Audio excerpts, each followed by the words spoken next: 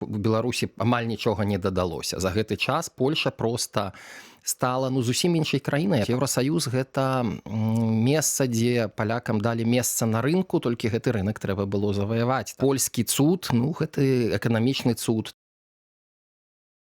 С 1 траўня 2004 года Польшча стала сябрам Еўрапейскага саюза. Калі паглядзець на лічбы, то сяброўства ЕС прынесла Польшчы значныя эканамічныя выгады. Напрыклад, пазначаецца, што рост дабрабыту і валавага ўнутранага прадукту павялічыўся на 22%. Таксама крыху пазней з 2007 года Польшча ўваходзіць у шэнгенскую зону і актыўна карыстаецца еўрапейскімі фондамі. Таксама стала буйным прамысловым цэнтрам Еўрапейскага саюза. Але ці суб'ектыўна, як можна паглядзець на гэтае далучэнне? Пра гэта мы хацелі паразмаўляць з Алесем Міхалевічам, шматгадовым беларускім палітыкам, які таксама балатаваўся ў кандыдат у прэзідэнты ў Беларусі, але які таксама шмат гадоў мае кантакты з Польшчай, з польскімі грамадскімі асяроддзямі палітычнымі і таксама некаторы час жыве тут.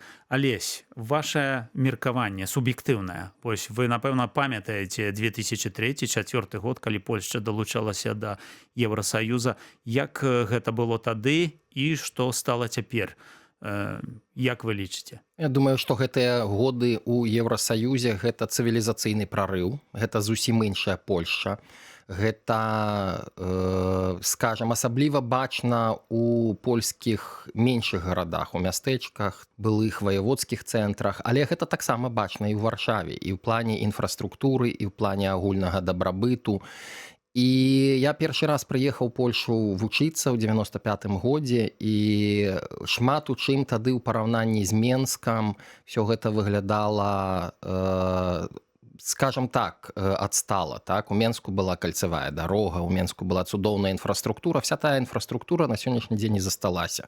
Я маю на ўвазе, у Беларусі амаль нічога не дадалося. За гэты час Польша проста стала зусім іншай краінай. Я памятаю, як я ехаў, шмат гадзін ехаў у Познань. Так? Ці калі табе трэба было паехаць ва Вроцлаў, трэба было выязджаць за дзень раней, бо паездка на машыне ва Вроцлаў гэта магло быць там і 8, а часам і 10 гадзін. Так?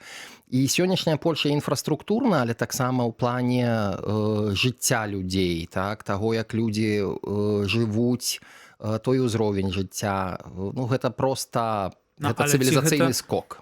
Ты таксама гэта звязваеш з Еўрапейскім саюзам? Я гэта звязваю перш за ўсё з Еўрапейскім саюзам, безумоўна, без саміх палякаў. То есть Еўрасаюз гэта месца, дзе палякам далі месца на рынку, толькі гэты рынок трэба было заваяваць. Так? Трэба было ў гэта ўсё ўвайсці, і без працаздольнасці палякаў, без сямейных фірм, якія тут развіліся і якія з'яўляюцца ці не асновай польскай эканомікі, гэта ўсяго цудам не было бы. Так? Але калі тады нямецкі рынок, напрыклад, для Польшчы адкрыўся, і я памятаю я таксама адначасова дастаткова часта езджу ў Нямецчыну і бачыў, як некаторыя сектары, якія былі вельмі развітыя ў Нямецчыне, там выраб, напрыклад, нейкіх санітарна-тэхнічных сістэмаў для звычайных дамоў або кафля і так далей. Як гэта все паступова прыходзіла ў заняпад у Нямецчыне або зачынялася нават, і як Польша захапляла проста новыя і новыя рынкі. І я проста памятаю таксама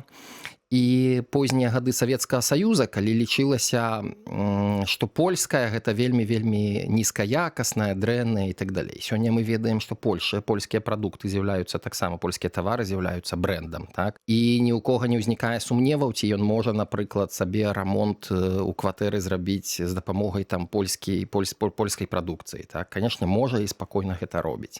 І гэта все адбывалася вось так у мяне на вачох. І таму для мяне, напрыклад, трошку і радасна, але і прыкра, калі назіраць, як маладое пакаленне, школьнікі, студэнты успрымаюць гэты высокі ўзровень, успрымаюць магчымасць з польскай карткай, з доводам асабістым, з польскай карткай взяць і паехаць, я не ведаю, Італію, Гішпанію. А чаму прыкра? Мне вельмі прыемна, што гэта все ёсць. Мне здаецца, што тое, што людзі не ўсведамляюць, як гэта все выглядала, і ім здаецца, што так было заўсёды. Так? Што Польша заўсёды была цывілізацыйна вось у гэтым залатым мільярдзе сярод гэтых людзей, якія жывуць на вельмі высокім узроўні жыцця, так. І што мне здаецца, што часта хіба што моладзь проста, напрыклад, гэта не будзе цэніць. Але людзі майго пакалення ці людзі троху маладзейшыя, якія бачылі на сваіх вачах гэтую глыбокую сур'ёзную трансфармацыю, якую прайшла Польша, яны гэта ўсё цэняць. Ну і я, напрыклад, асабіста таксама гэта цэню і лічу, што польскі цуд, ну гэты эканамічны цуд, так, это як бы прыпісваецца ўсёй цэнтральнай Еўропе, так, бо хіба што толькі Венгрыя там не скарысталася належным чынам гэтым усім.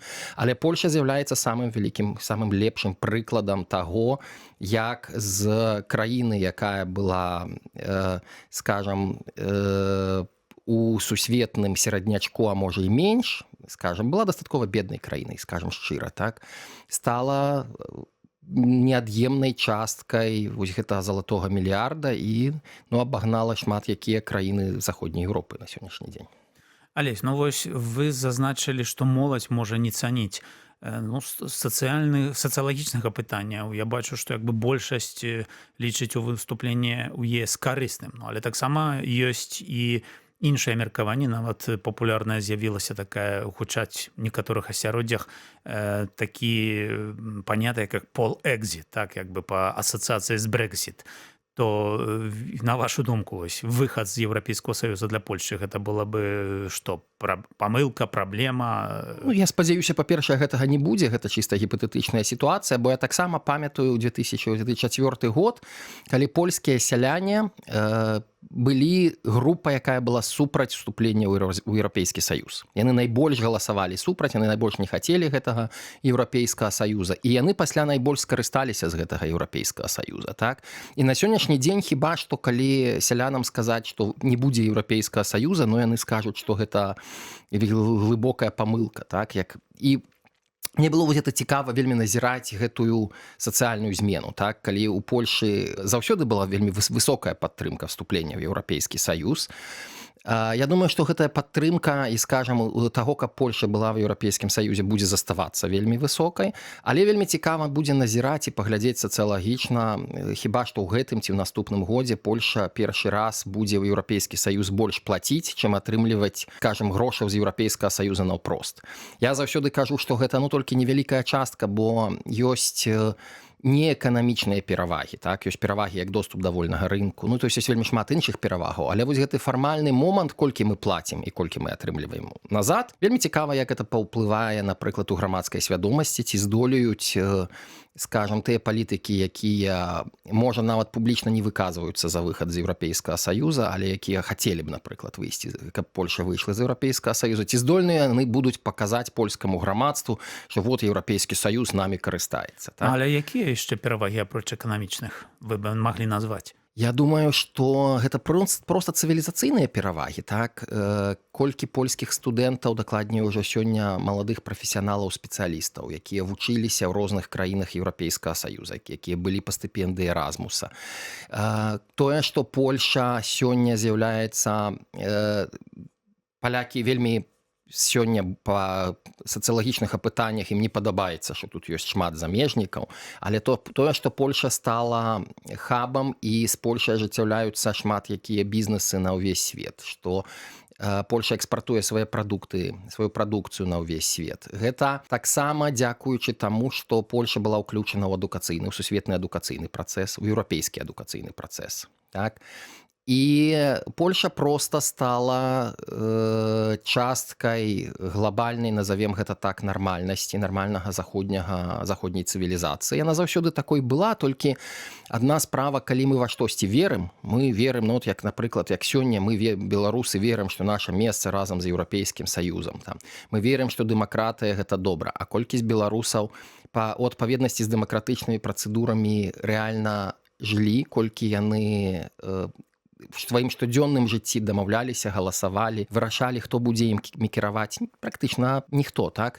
І тое, што Польша за гэты час прайшла такую цудоўную, скажам, трансфармацыю не толькі эканамічную, але і палітычную, так? І тое, што тут ёсць змяняемасць уладаў, ёсць выбары, ёсць стабільная палітычная сістэма і як бы Ну гэта частка глобальнага нармальнага захаду з палітычнай канкурэнцыі, якая проста прыводзіць у добрым сэнсе да высокага эканамічнага ўзроўня. Бо там, дзе няма палітычнай канкурэнцыі, так там вельмі цяжка выбудаваць добрую эфектыўную эканамічную сістэму.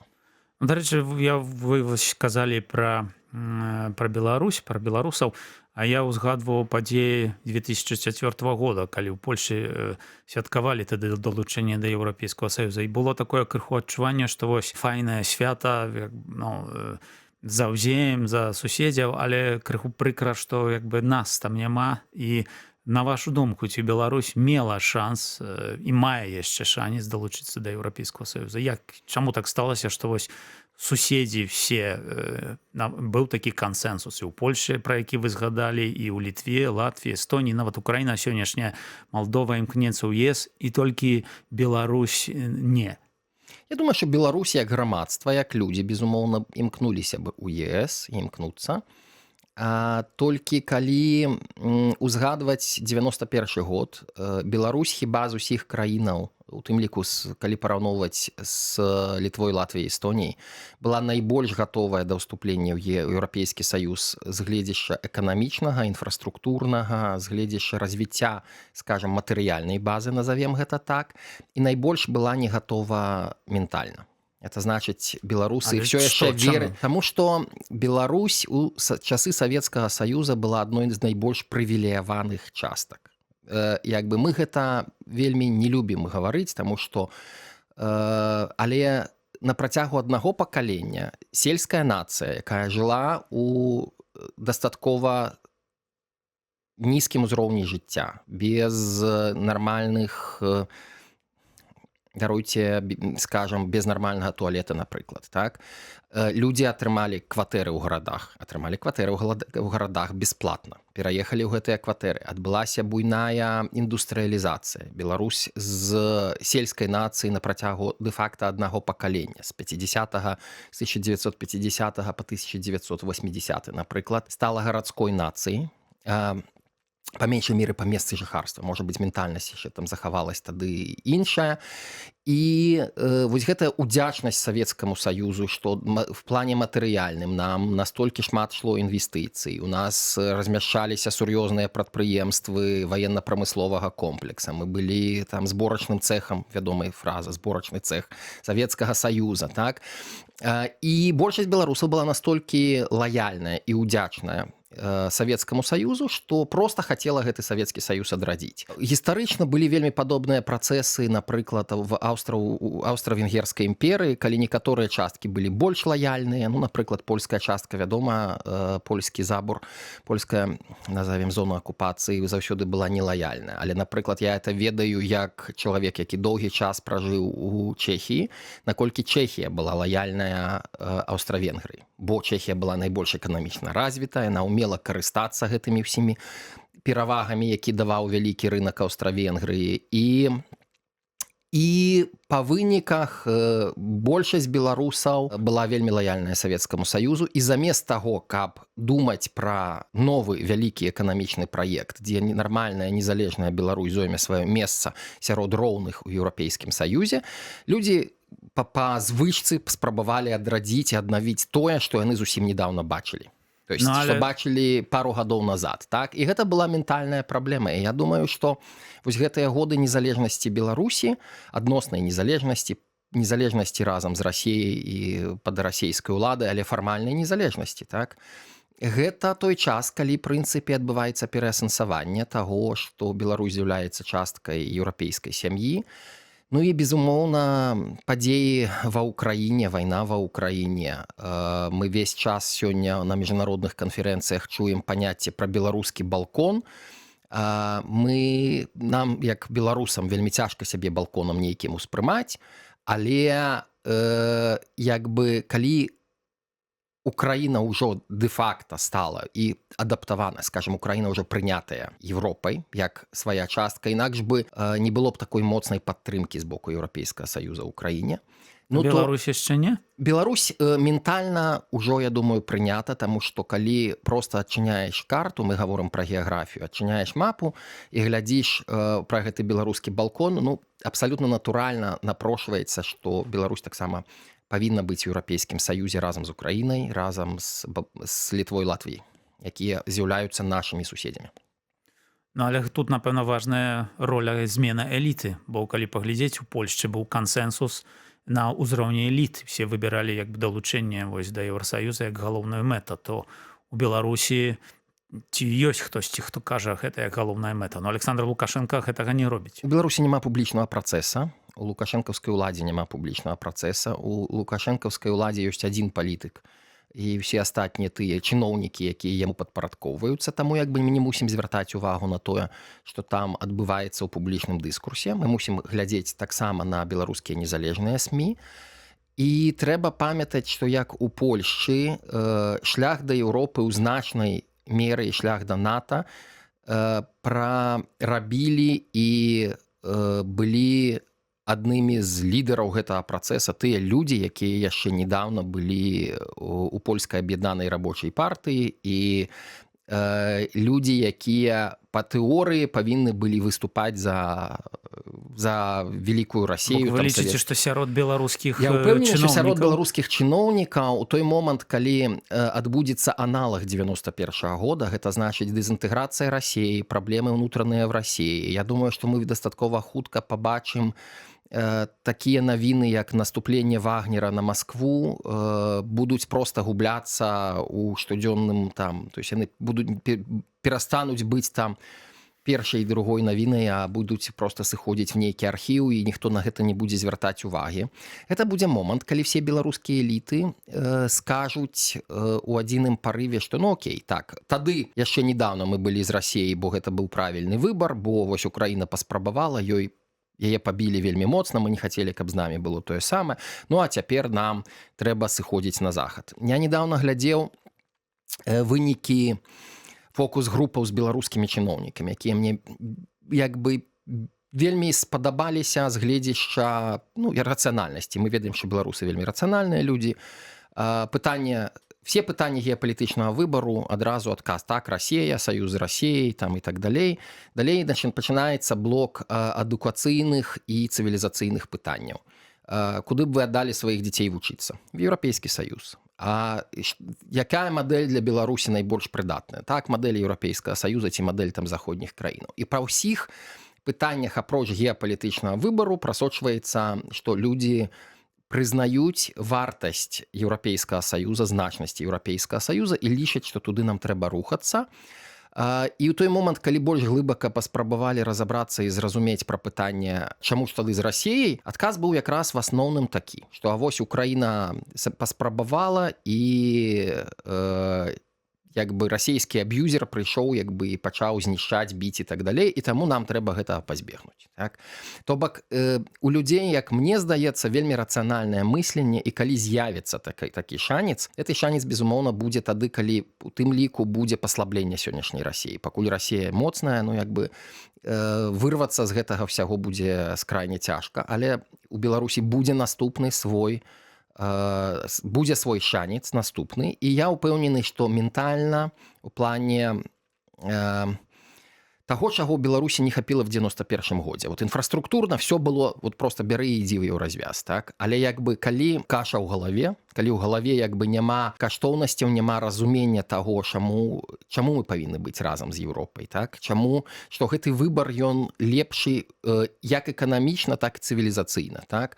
Ну і на сённяшні дзень, напрыклад, я ўпэўнены, што як толькі будзе мінімальнае паслабленне Расіі, сярод беларускіх элітаў будзе згода і гатоўнасць ісці на захад, уступаць у еўразвяз, па меншай меры ісці у вельмі шчыльны і блізкі саюз з тымі краінамі, якія в адрозненне ад Расіі не пазбаўляюць суверэнітэту, бо еўрапейскі саюз гэта не пазбаўленне суверэнітэту. В адрозненні ад саюза з Расіі, дзе дэ-факта ідзе пазбаўленне, вельмі сур'ёзнае пазбаўленне суверэнітэту, Еўрасаюз гэта фактычна саюз роўных. Так, па еўрапейскіх правілах трэба навучыцца граць, трэба зрабіць так, каб была магчымасць падрыхтавацца, каб была магчымасць знайсці сваю нішу ў еўрапейскім саюзе, але я ўпэўнены, што ў Беларусі гэта атрымаецца. Дзякуй вялікі, Алесь.